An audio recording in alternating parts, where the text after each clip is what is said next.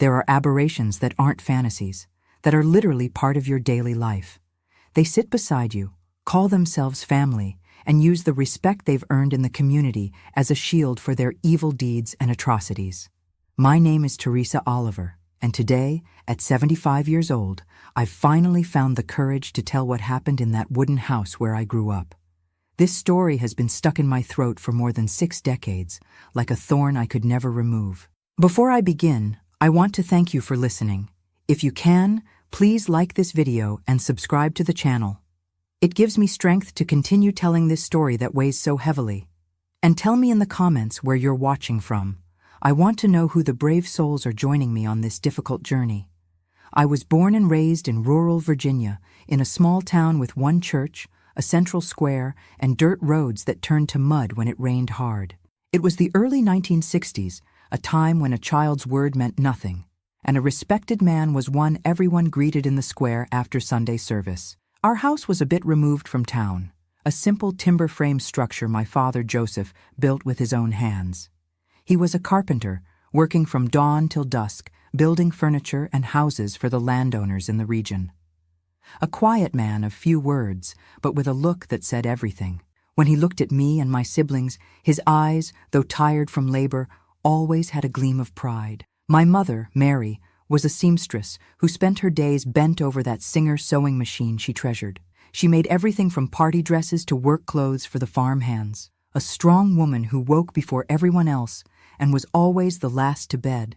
Even exhausted, she never failed to tell us stories before we slept. We were a simple family, but we never lacked food. We had a garden in the back that my mother tended lovingly, some chickens that provided fresh eggs, and even a pig that was fattened for Christmas. I was the oldest of 3 siblings. After me came Michael, 2 years younger, and Josephine, who had just turned 6. Our life was peaceful until one afternoon in March 1962, when my mother's father, my maternal grandfather Gerald, arrived at our door. I remember it like it was yesterday. He appeared with a worn leather suitcase in hand, a tattered hat on his head, and that hand-rolled tobacco smell that permeated his clothes. "I've come to stay with you for a while," he said without asking permission, already placing his suitcase in the back room as if he'd already decided that would be his place. My mother turned pale when she saw him on the doorstep. The two hadn't spoken for years, since Grandma passed away. But back then, a daughter didn't question her father, even when she was a grown woman with her own family. That same night, after they thought I was asleep, I heard my mother arguing with my father in their room. The walls of our house were thin, and their voices, though contained, reached me. "He can't stay, Joseph. You know what he's like. He's your father, Mary. He was never a real father.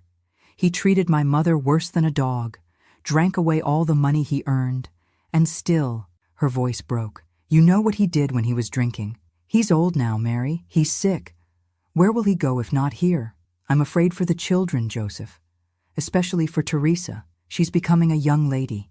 That conversation left me uneasy. What did my mother mean? Why would she be afraid for me? At that age, I still didn't understand certain things, but something inside me, an instinct perhaps, already warned me that my grandfather's arrival wasn't good news. In the first few days, Grandpa Gerald behaved himself.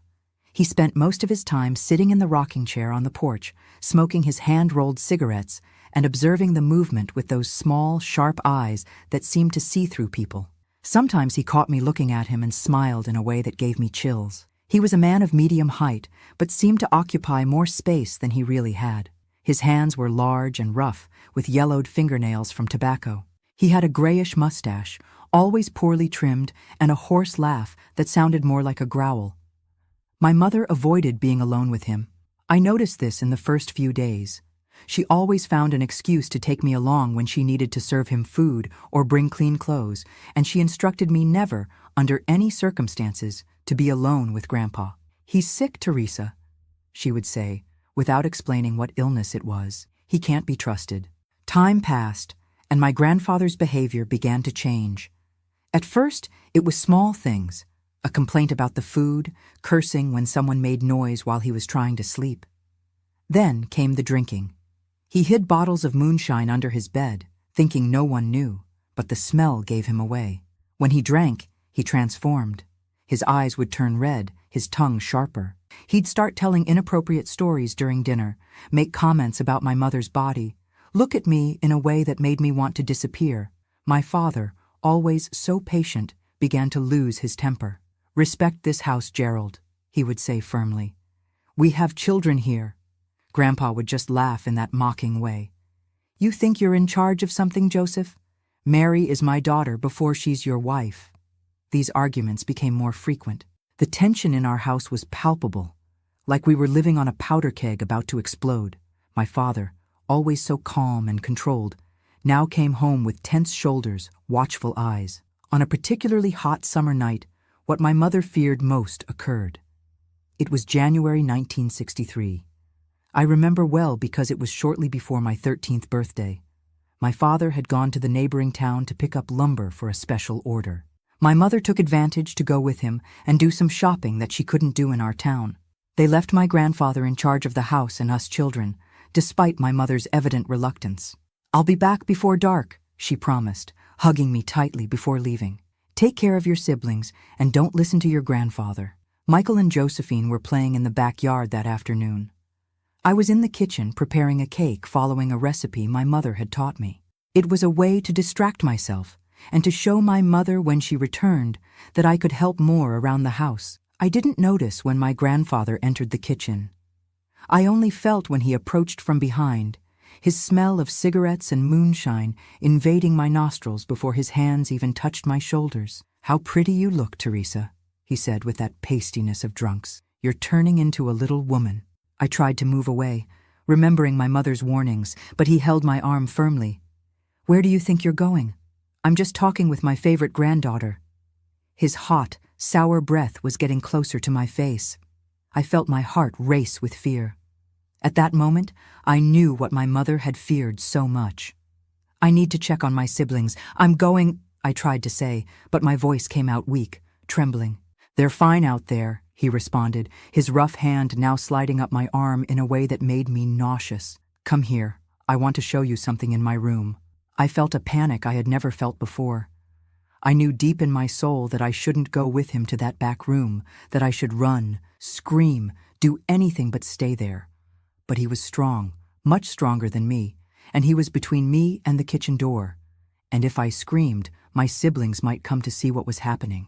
And something told me I didn't want them to witness whatever was about to happen. "I need to finish the cake. I'm going," I tried once more, looking for any excuse.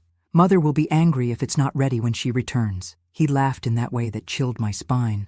"Your mother and father won't be back until night, girl. We have plenty of time." It was then that I heard the most blessed sound I could have imagined at that moment. Wagon wheels entering our yard. My grandfather heard it too, and loosened his grip on my arm, looking confused at the kitchen window. "They're not supposed to be back now," he muttered, more to himself than to me. I took advantage of that moment of distraction to break free and run to the front door. When I opened it, I saw my father's wagon stopped there, my father getting down with a worried expression on his face. "Dad!" I cried, and couldn't contain the tears that came from a deep place inside me. He looked at me, looked behind me where my grandfather now appeared in the kitchen doorway, and something in his eyes changed. I saw there a contained fury that I had never witnessed before. "What happened, Teresa?" he asked, his voice low and controlled, but with an intensity that left no doubt about what he was thinking. Before I could answer, my grandfather stepped forward, already trying to fix the situation. "Nothing happened, Joseph. The girl is too nervous, just like her mother." It was then that I noticed my mother wasn't in the wagon. "Where's Mom?" I asked, confused. "Your mother stayed in town with Mrs. Margaret. She had some fabrics to choose," my father explained, his eyes never leaving my grandfather. "I forgot a tool and came back to get it." What seemed like a common forgetfulness, today I know was God's hand intervening in my favor. My father, always methodical and careful with his tools, never forgot them. Something made him come back at that exact moment, as if an intuition had alerted him. "Go check on your siblings, Teresa," my father directed me, already walking toward my grandfather.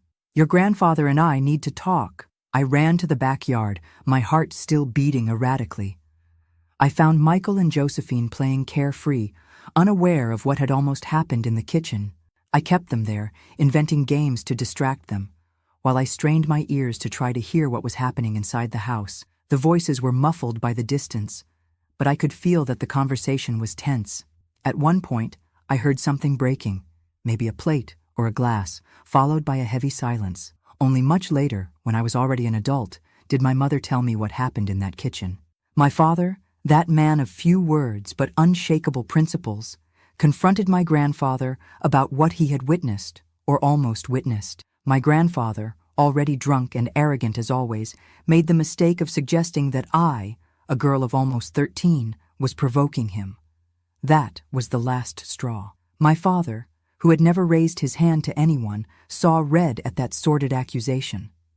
The argument escalated quickly, and when my grandfather tried to come at him, my father reacted in self-defense. There were no screams, no scandal. When I returned to the kitchen some time later, everything seemed normal, except for my grandfather's absence. "Where's Grandpa?" I asked, confused. "Your grandfather had to leave," my father answered simply, washing his hands in the kitchen sink. I noticed that his knuckles were red, but I didn't comment. "He's not going to live with us anymore." When my mother returned at the end of that afternoon, she and my father had a long, closed-door conversation. I didn't hear what they said, but when they came out of the room, my mother had eyes red from crying, and my father was embracing her with silent tenderness. That night, she came to my bed and sat on the edge. "Did something happen with your grandfather today, daughter?" she asked, her voice trembling slightly.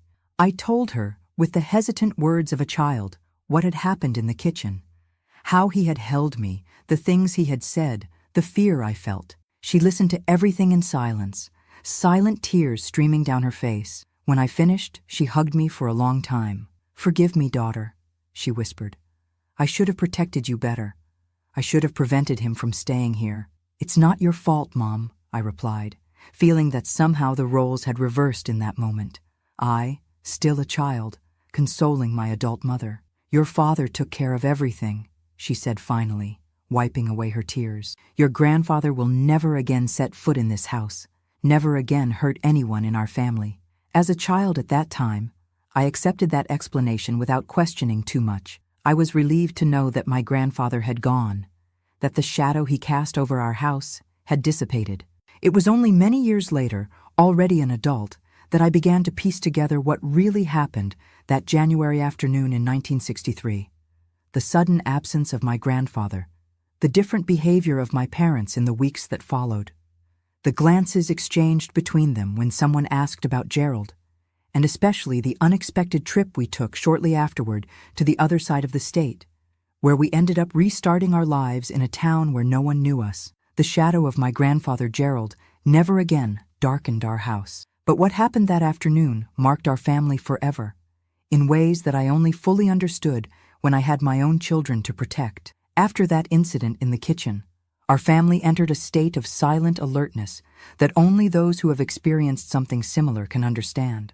It was as if we were all walking on eggshells, measuring words, exchanging glances, loaded with meanings that a girl of almost 13 couldn't fully decipher. In the weeks following my grandfather's sudden departure, I noticed subtle changes in my parents' behavior. Mom, always so strong and decisive, now startled at any unexpected noise. At night, I would hear her cry softly in the bedroom when she thought we were all asleep. Dad, in turn, began to arrive earlier from the carpentry shop, locked the doors and windows as soon as the sun set, and made rounds of the house before going to bed. It was February 1963, and the suffocating heat of that summer seemed to amplify the tension hanging over us. The windows that used to stay open to catch any breeze now remained closed, increasing the stuffiness inside the house. "It's better this way, Teresa," Mom would explain when I complained. "We don't want anyone looking into our lives." One morning, I was hanging clothes on the line in the back when I heard raised voices coming from the kitchen. I approached stealthily to the window to listen to the conversation, a practice I had perfected since my grandfather arrived at our house. "The sheriff was at the store yesterday, Mary." My father's voice sounded worried. "Asked questions about Gerald.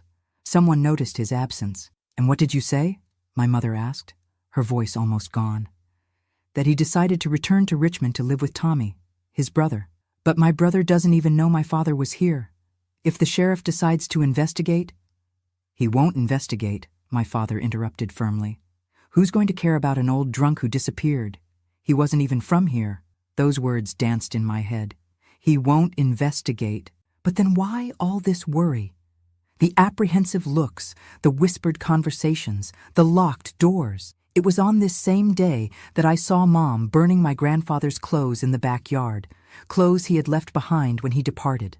A shabby suit jacket, 2 yellowed shirts, a pair of pants with patches on the knees. She threw the pieces one by one into the small fire she had lit, watching them twist in the flames with an expression that mixed relief and anguish. "Why are you burning Grandpa's things, Mom?" I asked, stopping beside her. She startled, as if my presence had yanked her from a deep trance. "These clothes are too old to donate, Teresa, and your grandfather won't need them where he is now." There was something in the way she said those words that sent a chill through me. "Where is he?" I insisted. Mom remained silent for a moment, her eyes fixed on the flames that devoured the last vestige of my grandfather's presence. "In a place where he can no longer hurt anyone," she finally answered. In the days that followed, I tried to act normally. I continued helping with household chores, taking care of my siblings, attending school when possible, but I felt a weight in my stomach, a restlessness I couldn't name. My mother's words echoed in my head. "In a place where he can no longer hurt anyone." One afternoon, as I was returning from school with Michael, we passed by Mr. Jenkins's store, the only commerce in our small town. Some men were gathered on the porch, talking in low voices, but fell silent when they saw us approaching. "Those are Joseph the carpenter's children," one of them commented, thinking we couldn't hear. "The son-in-law of that old man who disappeared. They say he returned to his homeland."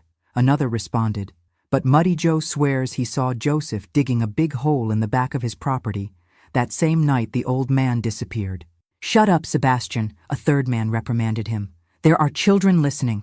I gripped Michael's hand firmly and quickened my pace, my heart beating so hard it seemed like it would leap out of my chest. Those insinuations, added to my parents' strange behavior, were beginning to form a picture that my young mind was reluctant to accept. That night, when everyone was already sleeping, I sneaked out to the backyard. The full moon illuminated the terrain with an almost supernatural clarity, allowing me to see the path without needing a lantern. I headed towards the back of the property, where the small orange grove my father cultivated with such pride was located. It was there that we had buried our dog, Toto, when he died run over the previous year. And it was there that I noticed something different. An area where the earth seemed to have been recently disturbed, now covered with dry leaves carefully arranged to disguise the disturbance. I stood there, staring at that piece of ground, a chill running up my spine. "Teresa!" My father's voice cut through the night silence, making me jump with fright. He was standing a few meters away, his expression illegible under the silvery light of the moon. "What are you doing out here at this hour?" I couldn't sleep," I stammered, suddenly aware of how suspicious that situation seemed. My father approached slowly, his eyes alternating between me and the disturbed piece of earth I was observing. When he got close enough, he put his hand on my shoulder. "What do you think happened to your grandfather, Teresa?" he asked with a gentleness that contrasted with the evident tension in his face. The question caught me off guard. I swallowed hard, uncertain of how to respond. Part of me wanted to lie, to say I believed the story about the trip to Richmond, but something in my father's eyes, a vulnerability I had never seen before, made me opt for the truth. "I think he didn't really leave," I replied, my voice almost disappearing. "I think he's there." I pointed to the piece of earth. My father remained silent for a long moment, as if pondering how much he could or should tell me. Finally, he let out a heavy sigh and squeezed my shoulder harder. "Come with me," he said, guiding me back to the house. Instead of taking me inside, we sat on the porch steps.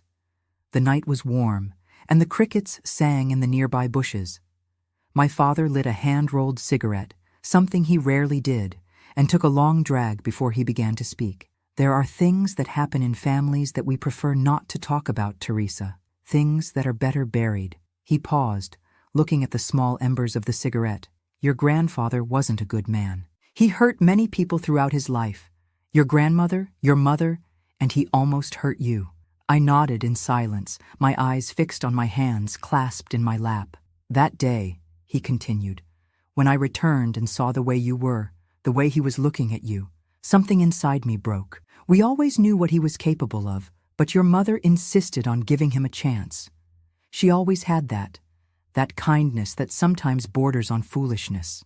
What happened in the kitchen after you sent me out? I asked, gathering courage. My father took another drag, his gaze lost in the shadows of the yard. We argued. He said things, horrible things about you, about your mother. Things a man can't hear about his family and stand still. He tried to hit me with a moonshine bottle. I defended myself. A heavy silence fell between us, loaded with unspoken meanings. It was an accident, my father finally said. But there was something in his voice that made me doubt. He fell and hit his head on the corner of the stove. When I saw that he wasn't moving anymore, I knew it was over. I absorbed those words, trying to reconcile the image of my father, always so correct, so fair, with the idea that he had taken a life, even if accidentally. Your mother returned soon after, he continued. I told her everything. I thought she would be horrified, that she would report me. But you know what she did? I shook my head, unable to imagine my mother's reaction to such a revelation. She said, Joseph, you did what needed to be done. He won't hurt anyone in our family anymore. My father gave a small, sad smile, and then she helped me clean everything up. Together we decided what to do. In that moment, I understood that my parents' love for each other and for us children was stronger and more complex than I could ever have imagined. They had done the unthinkable to protect us. No one will believe it was an accident, my mother said, entering the porch. I hadn't realized she was listening to our conversation. He was your father-in-law, Joseph. They'll say you planned this. She sat beside me, putting her arm around my shoulders. The familiar smell of the soap she used brought me a momentary feeling of comfort. We can't let them take you, she continued, looking at my father with a fierce determination in her eyes. The children need their father. I need my husband. Is that why you lied about him going to Richmond? I asked, the pieces of the puzzle finally fitting together. My parents exchanged a quick glance. It was the only way out we saw, daughter, my mother explained. Your father acted to protect us. If the police found out, they wouldn't believe it was self-defense. You know how justice is for simple people like us. I knew. In our community, the law rarely favored people like my parents, workers without money or influence. A man like my father, accused of killing his own father-in-law, would face all the severity of a system that wasn't interested in hearing about mitigating circumstances or self-defense. But now people are talking, I continued. I heard the men at the store today. They're suspicious? The worry returned to my parents' faces, more intense than before. We have to leave here, my father decided after a moment of reflection. Go somewhere where no one knows us, where we can start over. Leave everything behind? The house you built with your own hands? Your carpentry shop? My mother seemed devastated despite her earlier determination. What is a house, Mary, compared to our family? What are tools, furniture, if I lose you? He extended his hand to hold hers. Let's go to Chicago. I have a cousin there who can help us start over. Chicago, the big city we only knew from stories. A place so distant and different from our peaceful reality that it seemed like another country. And the school? The children's friends? My mother was still trying to process such a big change. They'll have new schools, new friends, my father replied. The important thing is that we're together and safe. That night, sitting on the porch steps between my parents, I understood the weight of the secret we now shared. I understood the sacrifice they were willing to make to keep our family together. And for the first time, I glimpsed the complexity of the adult world, where sometimes the choices aren't between right and wrong, but between different forms of wrong, and you choose the one you can live with. What do I tell my siblings? I asked suddenly, aware of the responsibility I had just assumed. For now, nothing, my father replied. When the time comes, we'll explain the move in the best way possible. They're young, they'll adapt more easily. And you, Teresa, my mother added, holding my face between her hands, will have to grow up faster than we'd like. This secret is a heavy burden for a girl your age, but we trust you. That trust weighed more than any responsibility that had ever been placed on my shoulders. But somehow, it also made me feel stronger. My parents needed me as much as I needed them. I won't tell anyone, I promised, my voice firmer than I felt inside. Ever. And so, under the silvery light of the moon and the incessant song of the crickets, our family forged a silent pact, an agreement sealed not with signatures, but with the mutual understanding that from that moment on, we shared much more than a name or a roof. We shared a secret that would bind us together forever. 2 weeks later, with only what we could carry in 2 large suitcases and some boxes, we left for Chicago. We left behind not only a house and material possessions, but also the body of a man who, even in death, continued to cast a shadow over our lives. A man whose name we would rarely pronounce in the years to come, but whose ghostly presence would never completely abandon us. The journey to Chicago on that old, noisy bus marked the end of one chapter of our lives and the beginning of another. One in which we would learn to live not only with absence, but also with the weight of a secret that, at the time, seemed too big to fit within the limits of my understanding as a girl. Chicago received us with its intimidating immensity in March 1963. For a rural family, the Windy City seemed like a completely different world. The skyscrapers that scratched the sky, the incessant noise, the crowd of hurried strangers in the streets. Our arrival coincided with a period of great transformations in America. The country was breathing the last gasps of a movement toward equality that, although we didn't know it at the time, would be marked by the assassination of a president later that year.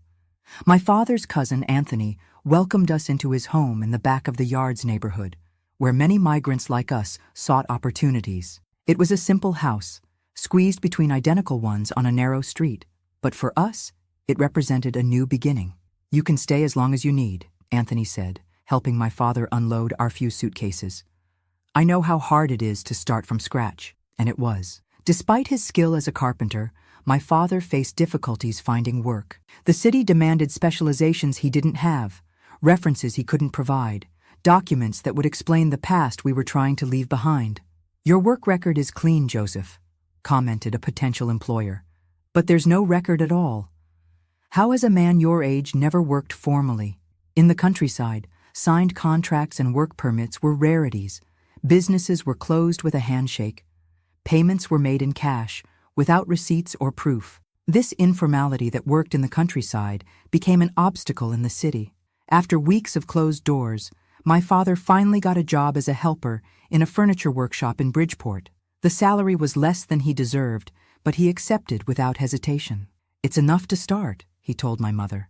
"The important thing is to have honest work." The word honest weighed in his speech. Since the incident with my grandfather, I noticed how my father seemed to carry an almost painful need to prove his integrity to the world, to us, and especially to himself. My mother also found work sewing for a small clothing shop.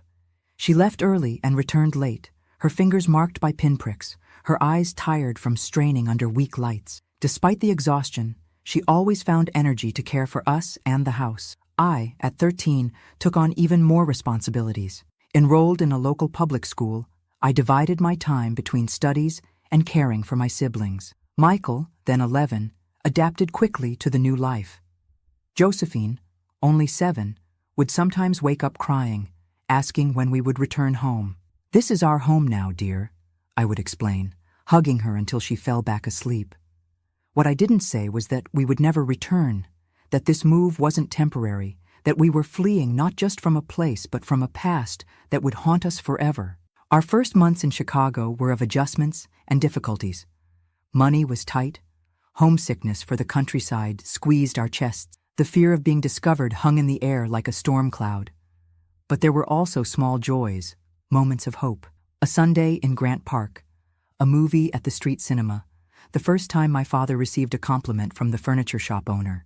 It was in August of that year, when we were getting used to the new life, that the past caught up with us. It was a Saturday afternoon. I was washing clothes in the shared yard with other families when Anthony appeared with a worried expression.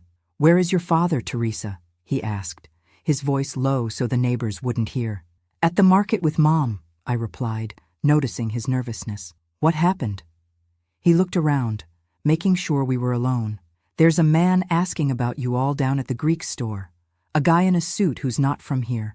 Says he's a Chicago detective, but I have my doubts. My heart raced. The possibility that they had found us, that the secret we guarded so carefully had been discovered, left me paralyzed with fear. What did he want to know? I stammered. Questions about the family that recently came from the countryside. Wanted to know where you live, what your father does, how long you've been here. Anthony scratched his chin thoughtfully.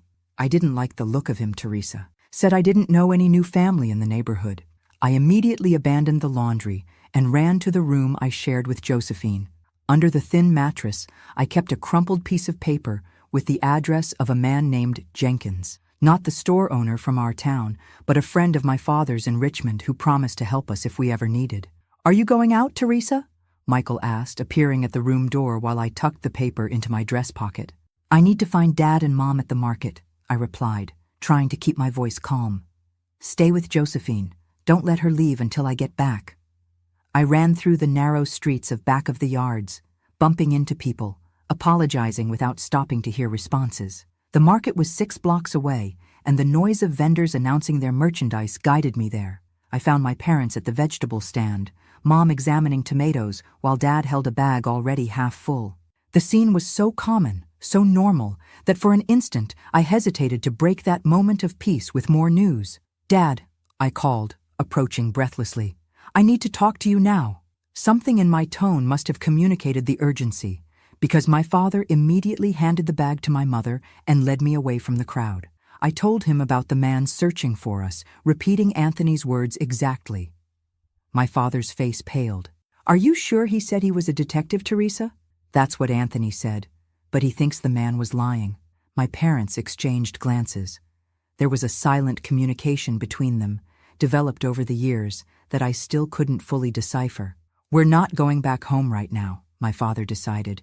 Let's go to the church. No one will look for us there on a Saturday afternoon. St. Joseph's Church, a few blocks away, offered the refuge we needed. We sat in one of the last pews, pretending to pray while discussing our situation in whispers. It could just be a coincidence, my mother suggested, though her tone didn't carry much conviction. Maybe he really is a detective doing some kind of neighborhood survey. I don't believe in coincidences, Mary, my father replied, running his hand over his tired face. If they discovered something about what happened, they won't stop until they find us. What are we going to do then? I asked, fear growing inside me. My father remained silent for a long moment, his eyes fixed on the altar where the image of Christ seemed to observe our dilemma with compassion. We have 2 options, he finally said. Run again, further this time, or face whatever comes. Run where, Joseph? My mother questioned. We're already far from everything we knew. How much further would we have to go, and with what money? She was right. Our financial situation was still precarious. We could barely pay the rent for the small room in Anthony's house. The idea of a new move, of starting over from zero once more, seemed impossible. Then we face it, my father concluded, a somber determination in his voice. If they come for me, you'll say you knew nothing, that you believed the story about the trip to Richmond, that you never suspected.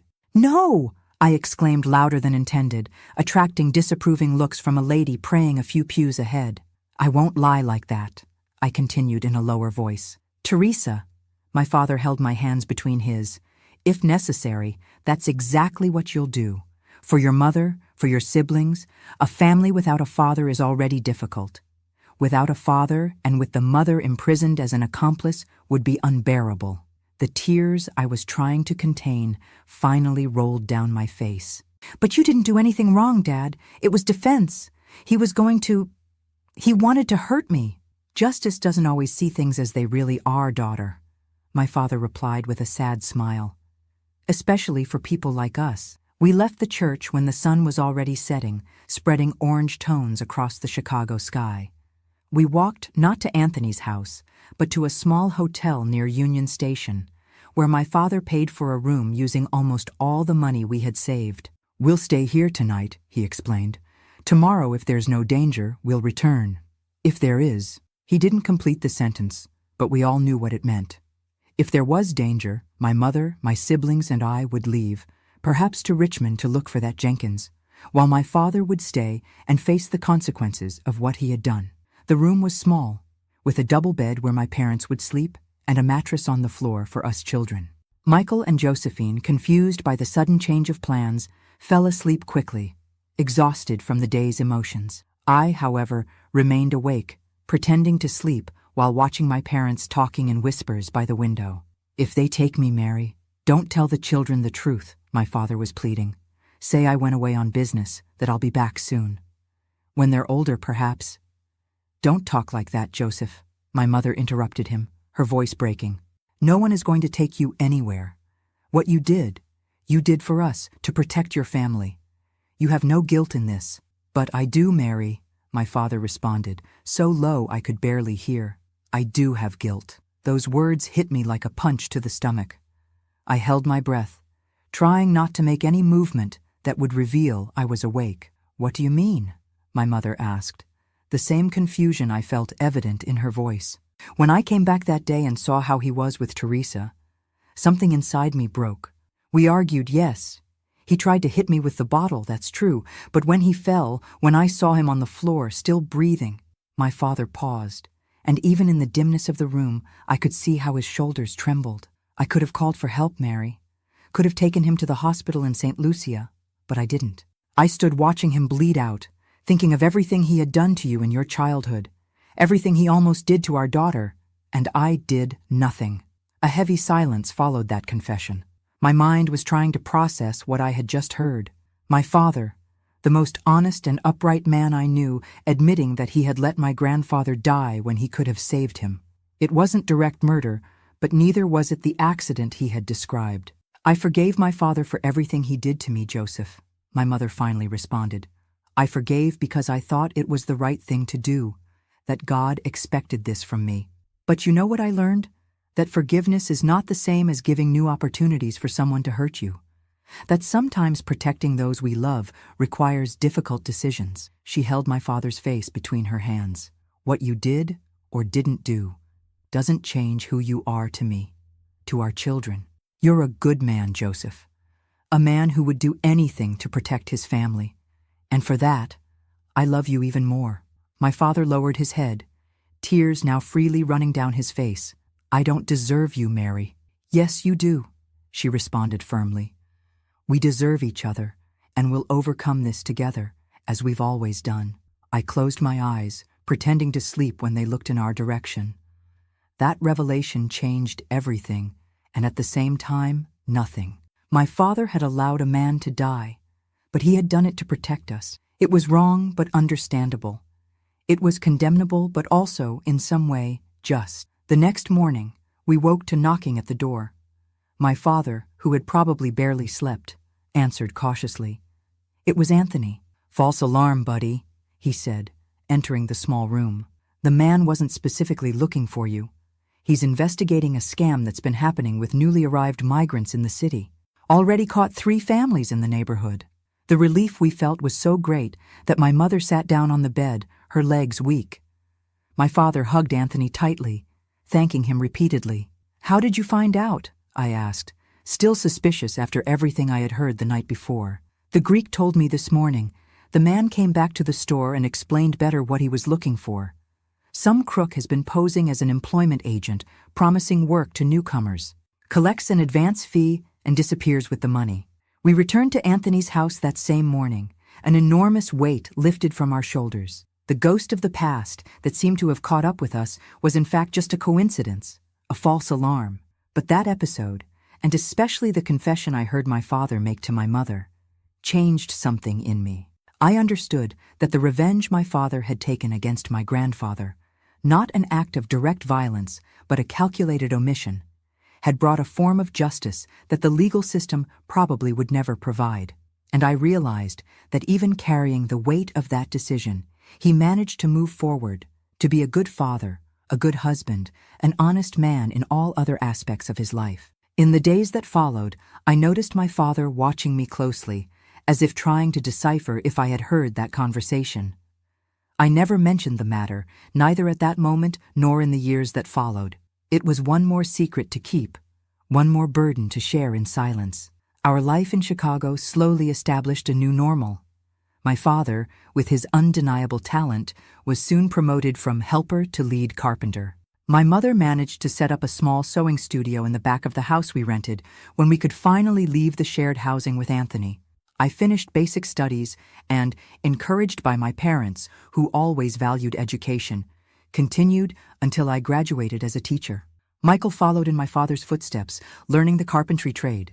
Josephine, the youngest who suffered so much with the move, became a strong and determined young woman, studying nursing when that was still considered daring for a young woman from a family like ours. The shadow of what happened in that distant kitchen on a summer afternoon in 1963 never completely abandoned us. It was present in the occasional nightmares that still visited me, in the way my father startled when someone unexpectedly knocked on the door, in my mother's refusal to talk about her childhood. But we learned to live with that shadow, to integrate it into our story without allowing it to define us. The revenge my father took, if we can call what happened that, brought a tortuous form of justice. Not the clean and impartial justice of the courts, but that which sometimes emerges from the darkest corners of human experience. And although I could never fully approve of what he did, I understood why he did it. And more importantly, I understood that even good people can make terrible decisions when cornered, when those they love are in danger. This painful and complex understanding would be fundamental to what would happen next in our lives, when the silence we had kept for years finally began to show its cracks. The years passed like pages turned by the wind. The 1960s gave way to the 70s, bringing with them profound transformations in America and in our family. While the country lived through the Vietnam War and social changes, we were building our new identity in Chicago, removed from the past we left buried in that small town in Virginia.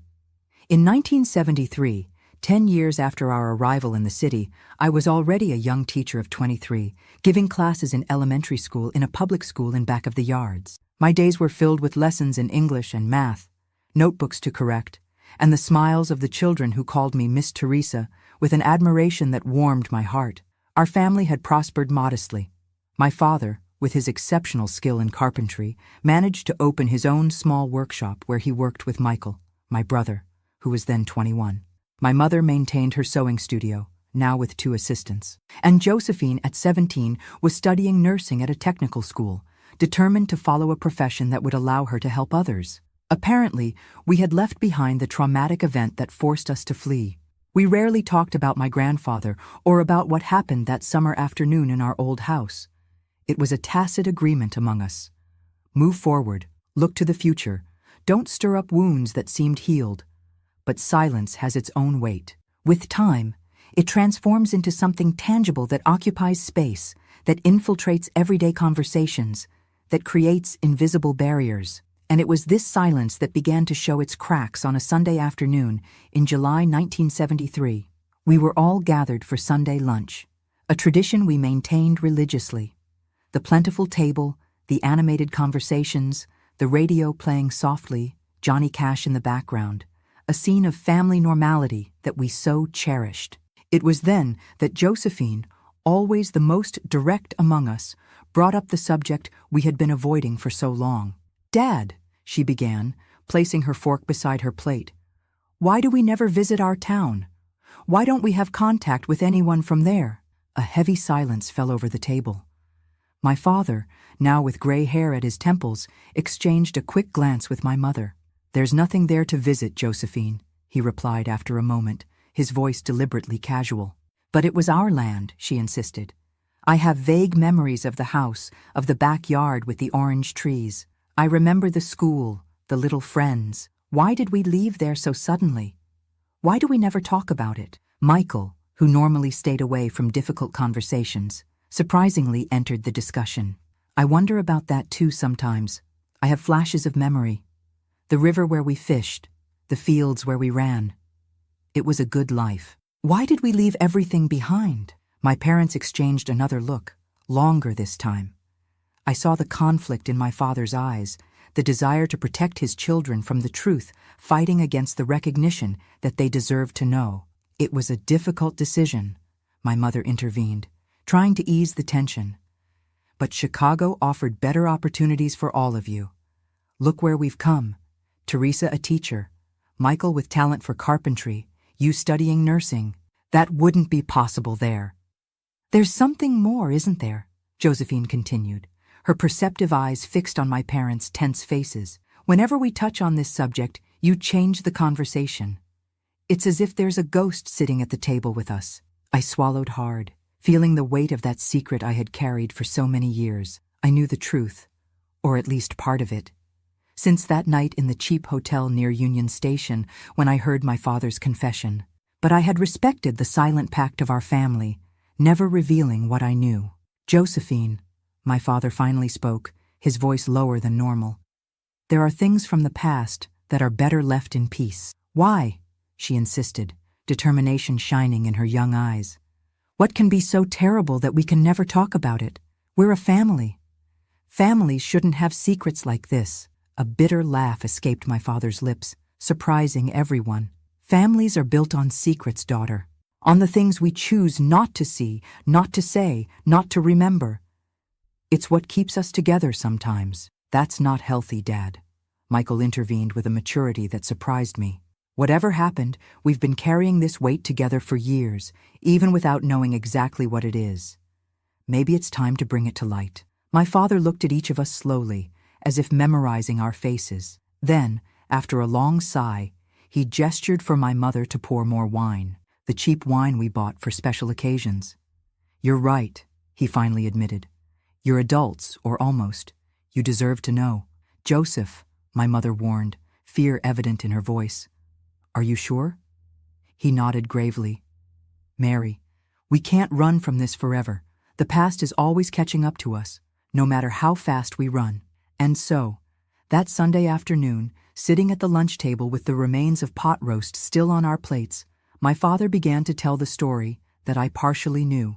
He spoke about my grandfather Gerald, describing him as a difficult man, an alcoholic who had mistreated my grandmother and my mother for years. He told how, after becoming a widower and falling ill, my grandfather came to live with us against my father's initial wishes. He described how he behaved, how he drank in secret, how he made inappropriate comments.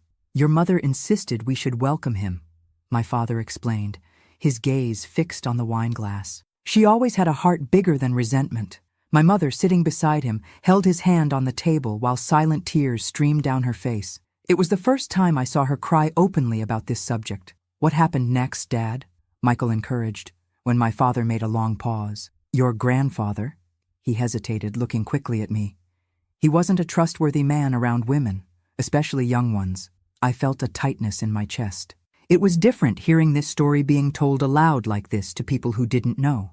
I realized that despite all these years, the memory of that day still had the power to affect me deeply. He tried to harm your sister, my father continued, his voice choking. Teresa was just a girl. Josephine gasped, bringing her hand to her mouth, her eyes wide looking for mine. Michael paled, his fists involuntarily closing on the table. Fortunately, I came home early that day, my father proceeded. I had forgotten a tool. Or maybe I hadn't forgotten anything. Maybe something, some instinct, made me return. What did you do, Dad? Michael asked, his voice low and tense.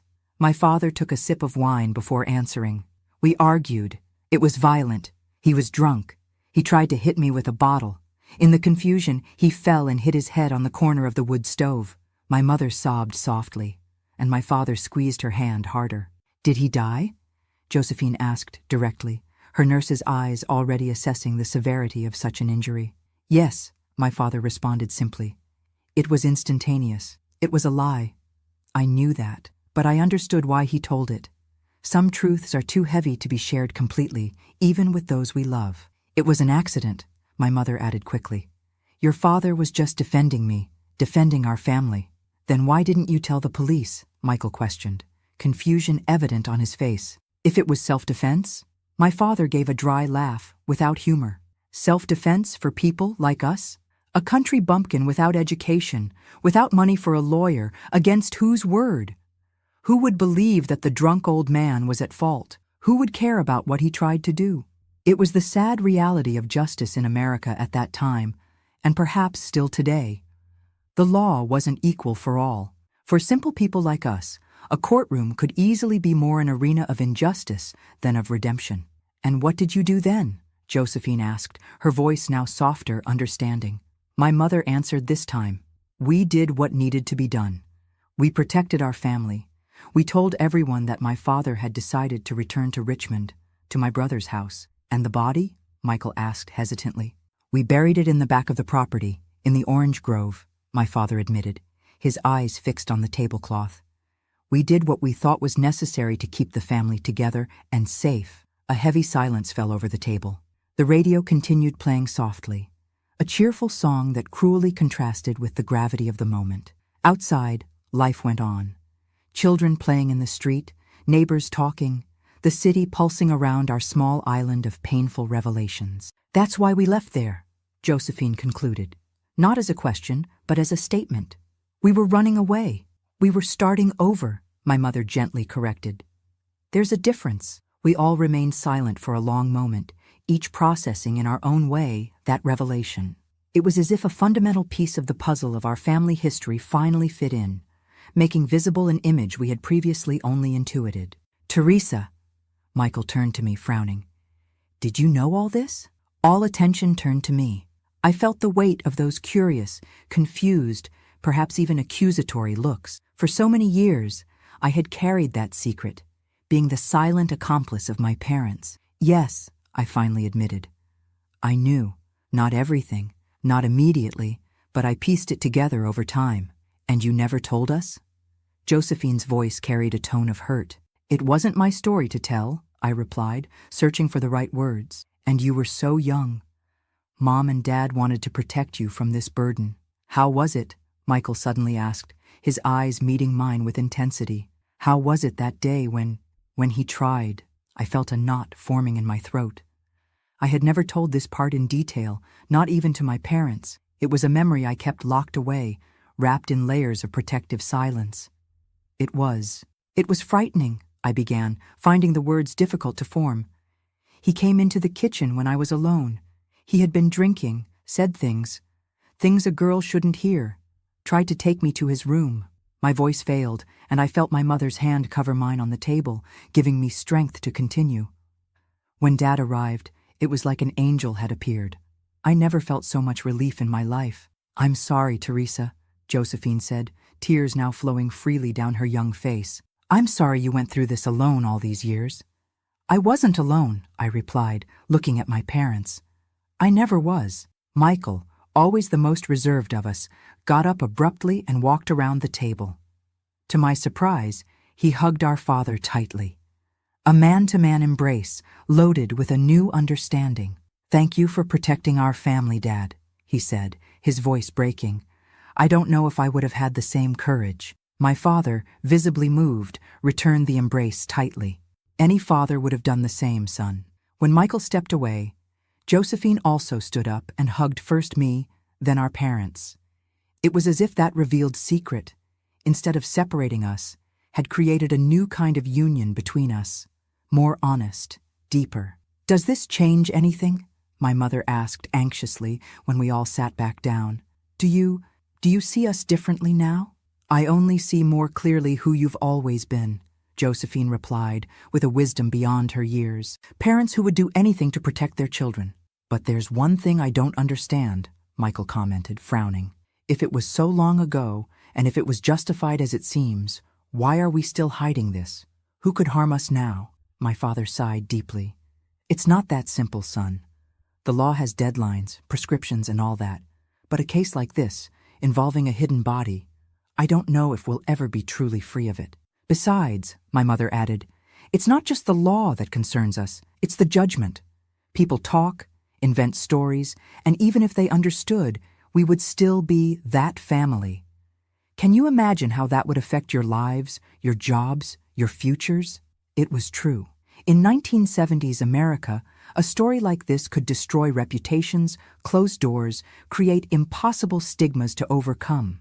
The price of silence was high, but that of public revelation could be devastating. "So, we continue to keep this secret?" Josephine asked, sounding a little disappointed. "We keep it among us," my father corrected. "It's no longer a burden that your mother, your sister, and I carry alone." Now it's ours, the family's.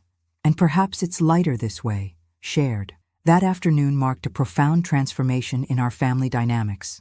The silence that had accompanied us for years didn't completely disappear. There were still subjects we avoided. There was still caution when we talked about the past in the presence of strangers. But among us, the invisible barriers that the secret had erected began to dissolve. In the weeks and months that followed, I noticed subtle changes in each one. Michael became more protective, especially of me, as if trying to compensate for not having been able to defend me when we were children. Josephine, with her training in nursing, began to study trauma psychology, seeking to better understand the marks that experiences like mine leave. My father seemed to age and rejuvenate at the same time. The weight of the secret had left permanent marks, but sharing it brought visible relief. My mother, who always carried the guilt for bringing her father into our house, finally seemed to forgive herself. As for me, I realized that despite having known the truth for years, I had never really processed what happened. Telling my part of the story aloud, being heard and believed by my entire family, had a healing power I hadn't expected. One night, a few weeks after that revealing Sunday conversation, I found my father alone on the porch of our house, smoking a cigarette, a habit he only maintained in moments of special reflection. "Can I sit with you, Dad?" I asked, approaching. He smiled, that gentle smile he always reserved for his children. "Of course, Teresa. Always." I sat in the chair beside him, observing the quiet street of back of the yards, the lights of neighboring houses, the night sky dotted with stars that were barely visible through the pollution of the big city. "Do you regret it?" I asked, after a long, comfortable silence. "Telling the truth to Michael and Josephine?" My father considered the question, taking a long drag before responding. "No," he said finally. "I think it was time. They grew up carrying a nameless ghost, feeling its presence without being able to confront it. Now at least they know what we're fighting against. And what you did." I hesitated, uncertain if I should address the subject we never discussed openly. "At the stove that day. Does it still weigh on you?"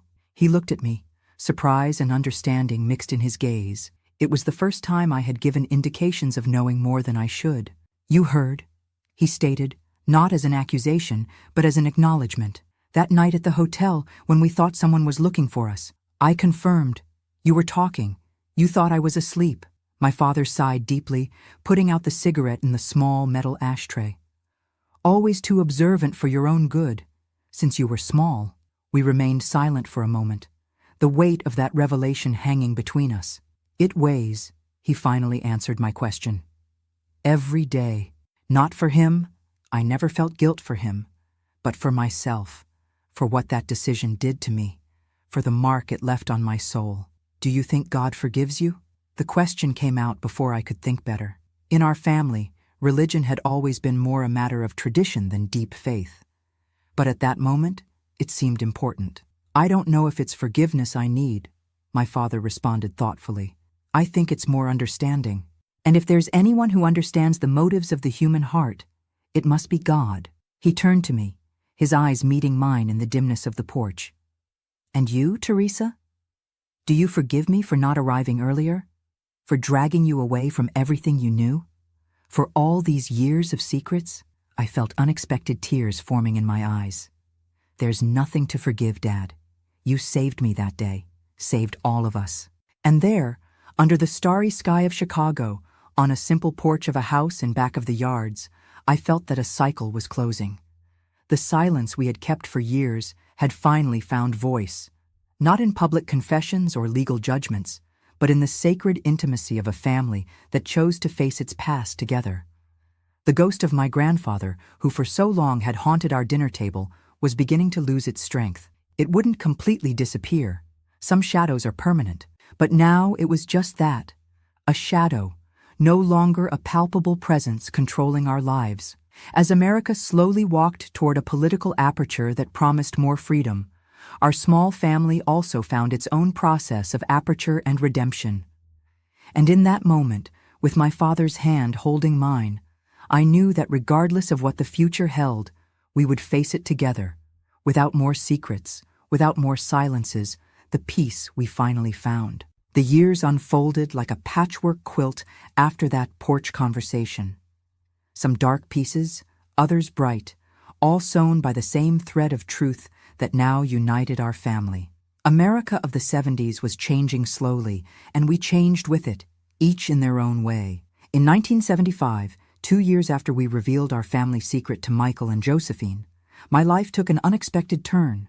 I had dedicated myself so much to my teaching career, to my students, and to my family that I almost didn't notice when love knocked at my door in the figure of Anthony, the new principal of the school where I taught. He was a quiet man, a widower with gentle eyes that seemed to see beyond appearances. We started by talking about teaching methods and pedagogical plans, but soon our conversations extended to books, music, dreams, and eventually to the scars we carried. "We all have stories we don't tell at first," he told me one afternoon as we walked through Millennium Park after a teachers' meeting.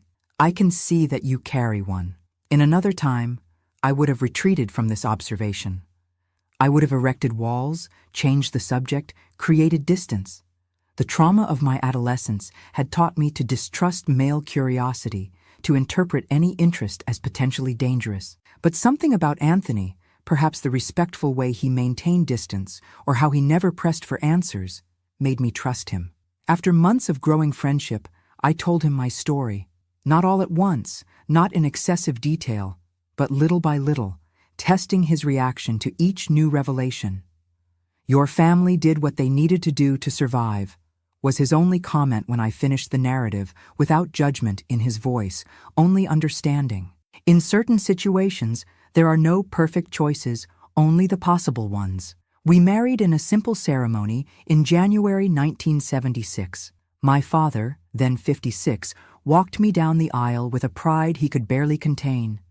I remember looking at him at that moment and thinking of everything he had sacrificed to protect me, to ensure that I reached that point, not only alive, but capable of loving and being loved. My mother cried throughout the ceremony, those silent tears that only mothers know how to shed, where joy and melancholy mix in proportions impossible to distinguish. Michael, already married and with a small child, was radiant beside his wife. Josephine, who had completed her nursing training and was now studying psychology, was my maid of honor. We were an ordinary family in the eyes of the guests, honest workers, united. No one could imagine the secret we shared, the silent pact that had strengthened our bonds in ways that ordinary families rarely experience. The following years were of relative tranquility. Anthony and I bought a small house in the Lincoln Square neighborhood, a bit further from the center, with a yard where we planted a mulberry tree and roses that reminded me of the ones my mother cultivated in our house in the countryside. We didn't have children, a conscious decision on my part, motivated perhaps by the unconscious fear of not knowing how to protect them in a world that I had discovered to be dangerous at a very early age. In 1979, when the country was still processing Nixon's resignation and recovering from Vietnam, my father expressed a melancholy curiosity. "I wonder if there's a statute of limitations for what I did," he asked during a Sunday lunch, his voice low so that only our family could hear. "A general pardon for the crimes of the past. That's for people who were convicted, Dad," Michael explained gently. "For people who served their time." "I know," my father replied, a sad smile on his lips. "But it would be nice, wouldn't it? An official paper saying that it's all forgiven, that we can move forward without looking back." I realized at that moment that despite the apparent acceptance, my father had never found complete peace with his actions. The weight of that day, of that decision made in an instant of anger and protection, still curved his shoulders even when he smiled. It was in 1980, with my father's health beginning to decline due to heart problems, that we made a decision that would again change the course of our lives. For years, we had avoided any mention of our hometown, as if the simple act of pronouncing its name could conjure ghosts we preferred to keep dormant. "I want to visit our land before I die," my father announced one night, surprising us all. "I want to see what's left. I want to make peace with that place." My mother, who always supported his decisions, this time hesitated. "Joseph, don't you think it's dangerous after so long?" "Almost 20 years have passed, Mary," he argued, his voice weaker than it used to be, but still carrying that determination that always characterized him. If anyone still remembers us, they must have their own theories about why we left. And if anyone knew what happened, they would have come after us long ago. There was logic in his reasoning, but also a deeper desire that we all recognized, the yearning of an elderly man for reconciliation, not just with a place, but with his own past. Let's all go, I suggested, to my own surprise. Like a family trip to face it together, as we've always done. Michael and Josephine immediately agreed. Anthony, who had become an integral part of our family and guardian of our secret, offered to drive. Only my mother remained fearful, her eyes revealing a deep fear that words couldn't completely express. "What if he's still there?" she whispered to me when we were alone preparing food for the trip. "In the ground where we buried him?" I understood her concern. As irrational as it seemed, it was as if she feared that my grandfather's body had somehow been preserved, waiting to accuse my father, to expose our secret to the world. "Mom," I responded softly, holding her trembling hands between mine. "After so long, nothing remains but bones, and even those the earth must have reclaimed. Nature has its own cycles of forgiveness." She nodded, not entirely convinced, but willing to try. For my father, for all of us. We left on an extended weekend in July 1980. Winter in Virginia was mild compared to the cutting cold of Chicago, but enough to require warm clothing during the trip. Our small convoy, Anthony's car carrying me, my parents, and Josephine, and Michael's transporting his wife and 5-year-old son, followed the highway that led to Virginia, gradually moving away from the pollution and frantic rhythm of the city. The trip was silent, loaded with expectations and apprehensions. As we approached the region where we were born, I began to recognize elements of the landscape. The undulating hills covered with plantations, the yellow birch trees that dotted the roads, the sky of such an intense blue that it seemed unreal after years living under the gray haze of Chicago. "Everything's different," my father commented, looking out the window with a mixture of fascination and nostalgia. And at the same time, the same. It was true. The roads were now paved. Electricity poles accompanied the way. Billboards announced products that didn't even exist when we left. But the essence remained. That unique combination of earth smell, open horizons, and a rhythm of life that the big city could never replicate. When we finally arrived at our old town, it was already late afternoon. The sun was setting behind the church in the central square, bathing the simple houses with a golden light that seemed to come out of a dream. We parked near the square, and for a moment, no one had the courage to get out of the car. "So many memories," my mother murmured, her eyes watery. It was Matthew, Michael's small son, who broke the spell. "Grandpa, is this where you and Grandma were born?"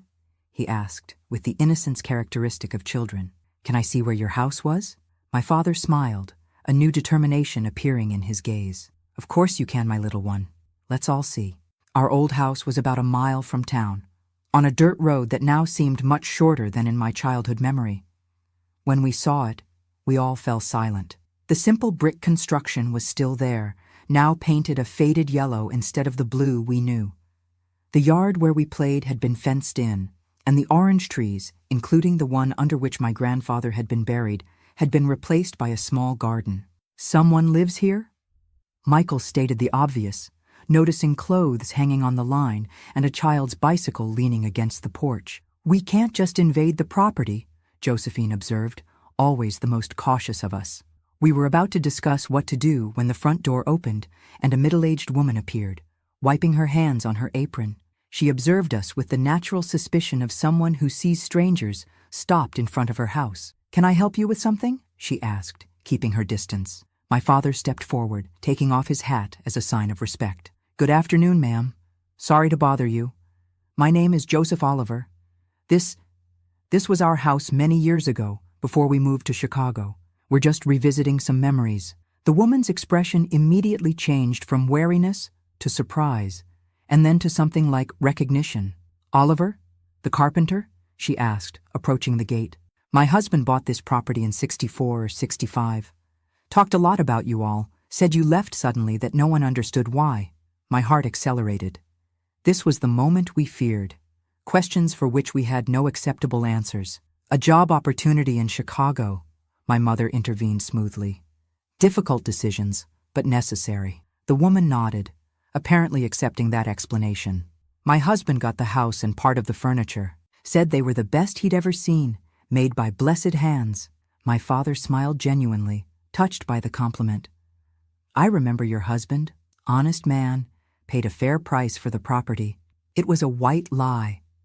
There was never a formal sale. We simply abandoned everything in our flight, but a necessary one to keep the conversation on safe ground. Would you like to come in, see how it is now? The woman offered, to our surprise. My parents exchanged glances. A silent communication that I perfectly understood after all these years. It would be an honor, my father replied for all of us. The house had been modified inside. Walls torn down, rooms reorganized, modernizations that reflected the passage of time, but I could still feel the echoes of our life there. The place where the wood stove had been, now replaced by a gas one. The room I shared with Josephine, transformed into a sewing room. The porch where my father used to sit on summer nights watching the stars. I was drawn to the back of the property, to the location where the orange grove used to be. As I had told my mother, nothing remained there that could tell our story. The terrain had been completely transformed, the past literally buried under beds of lettuce, carrots, and tomatoes. Looking for something? Anthony asked, joining me in the yard. Just confirming that some things are better when left behind, I replied, squeezing his hand in mine. We stayed about an hour, talking with the new owner, hearing about the changes in town, telling edited versions of our life in Chicago. When we left, there was a lightness in my father that I hadn't seen in years, as if a part of the burden he carried had finally been deposited in the place to which it belonged. On the way back to town, we decided to stop at the small local cemetery. My father wanted to visit the grave of his parents, my paternal grandparents, who died even before I was born. As we walked among the simple headstones, I noticed how he seemed at peace, as if he were completing a necessary cycle. When we returned to our small hotel in town, we all sat on the porch for afternoon coffee. My father, looking younger than in the previous weeks, looked at each of us before speaking. "Thank you for accompanying me on this journey," he said, his voice choked with emotion. For many years, I thought I could never again set foot on this land without feeling the weight of what happened. But today, seeing all of you here, I realized that we did the right thing. Not just on that day, but on all the days that followed, keeping our family together, protecting each other, building an honest life despite everything. "There's nothing to thank us for, Dad," Michael replied, speaking for all of us. "We are who we are because of the choices you and Mom made, including the difficult ones." Josephine, always the most emotional, had tears in her eyes. This trip made me understand something important. What happened here didn't define us, at least not completely. It was just the beginning of a larger story, one we're still writing together. That night, staying in a small-town hotel, I slept better than I had in years. There were no nightmares, no startles, just a deep and restorative sleep, as if that land, which for so long I had associated only with trauma and flight, had finally offered me some kind of absolution. We returned to Chicago the next day, each carrying a renewed understanding of our shared past. For my father, the trip seemed to bring a peace that no formal confession or absolution could provide. In the months that followed, I noticed how he seemed lighter, more present, as if he had finally allowed himself to live fully in the present without the constant looking back. When he passed away peacefully in his bed in March 1983, at 63, there was a serene expression on his face that comforted me deeply. He departed reconciled with his past, with his choices, with the life he had built from the ashes of a tragedy.